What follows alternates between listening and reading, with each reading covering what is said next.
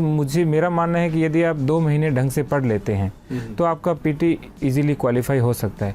लेकिन इसके साथ एक शर्त है सर, आपको मेंस पहले पूरी तरह से तैयारी करनी होगी, पूरा थोरो स्टडी करना होगा, तब जाकर आपका पीटी पूरी तरह से सिक्योर हो पाएगा।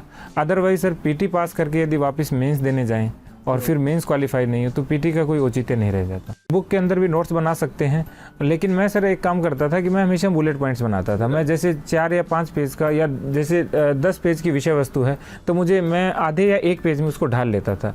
यदि आप सर देखेंगे कोई भी चैप्टर देखेंगे 10 पेज में से 1 पेज उसका क्या होता है, क्रक्स होता है, जिसे हम गागर में सागर कहते हैं, वो होता है। यदि आप उसको ढंग से याद कर लें, उसको समझ लें तो पूरा चैप्टर समझ आ जाता है। तो मैं हमेशा ये करता था और इसीलिए सर आपको मैं एक बताना चाहूँगा, मेरे भाविक प्रवृत्ति है कि वो भूलता है।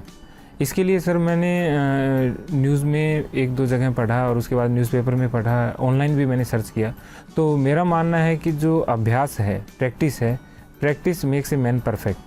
और हिंदी में भी कहते हैं सर, करत करत अभ्यास के जड़मती हो सुजान, रसरी आवत जात से सिल पर पड़त निशान। तो सर यदि आप अभ्यास करते हैं, जैसे आज आपने रीडिंग की, जो मेरी हैबिट है सर मैं वो बताना चाहूँगा। और मेरा मानना है कि हर व्यक्ति का जो पर्सनल एक्सपीरियंस है, उसकी पर्सनैलिटी है, वो अलग होती है, वो अपने हिसाब से उसे अपने आप को मोड़ना चाहिए। तो जो मुझे लगा पहली बार कि एक दिन जैसे मैंने आज पढ़ लिया तो मैं कोशिश करता जब वही टॉपिक जब मैं दोबारा पढ़ता, यानी उसी बुक के अंदर से कोई दूसरा टॉपिक पढ़ता तो पहले टॉपिक को मैं रिवाइज करता। और मैंने 5+2 की स्ट्रेटेजी अपनाई सर। 5 डेज में पढ़ता था और 2 दिन, जो 5 दिन पढ़ा है वो पूरी तरह से रिवाइज करता, नया कुछ भी नहीं पढ़ता। क्योंकि मैंने एक जगह पढ़ लिया था कि कोई भी विषय वस्तु को यदि आप आज पढ़ते हैं तो 1 हफ्ते के बाद आपके स्मृति में, आपके माइंड में वो केवल 20 to 30% ही रहती है, बाकी आप भूल जाते हैं। तो मैंने सोचा कि यदि इस तरह से है तो पूरी दुनिया का दिमाग तो ऐसे ही काम करता होगा, तो मेरा भी ऐसे काम करता है। तो फिर मैंने 5+2 की स्ट्रेटेजी अपनाई और कोशिश करता कि जो वीक का लास्ट मंथ है उसके अंदर जो लास्ट वीक है, उस पूरे वीक के अंदर उस पूरे मंथ का रिवीजन करता।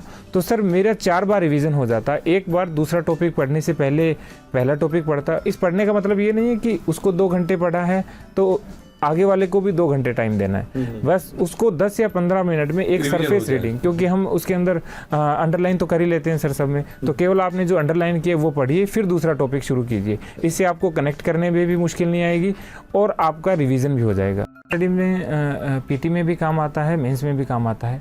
पीटी में आजकल थोड़ा सा फैक्चुअल ज़्यादा हो गया है, हालांकि कंसेप्चुअल भी उतना ही चाहिए, लेकिन मेंस के अंदर हमें ज़्यादा सब्जेक्टिविटी चाहिए और कंसेप्चुअल क्लैरिटी ज़्यादा चाहिए। तो मेरा मानना है कि यदि आप पूरे जीएस की तैयारी शुरुआत से, मुख्य परीक्षा से शुरू करें, कभी पीटी की तैयारी के बारे में सोचना ही नहीं है।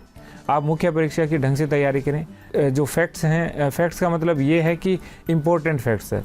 और सर एक और बात बताऊं, जो हिंदी मीडियम स्टूडेंट के साथ प्रॉब्लम होती है, क्योंकि मेरे साथ ही तो मेरा मानना है, हम इतने ज़्यादा फैक्ट रटते हैं और दूसरे को दिखाते हैं कि इस सन की ज़रूरत ही नहीं थी।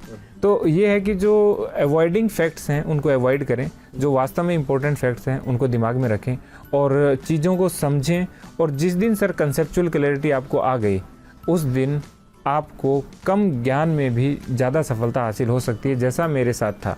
क्योंकि सर एक व्यक्ति को एक सब्जेक्ट का 5 या 10% ज्ञान हो सकता है, दूसरे का 5 या 10%, लेकिन जब आप 10 सब्जेक्ट का 5 या 10% ज्ञान मिलाएंगे, उनको कनेक्ट करेंगे, तो आपका 100% नॉलेज हो जाता है और आपकी सक्सेस निश्चित हो जाती है।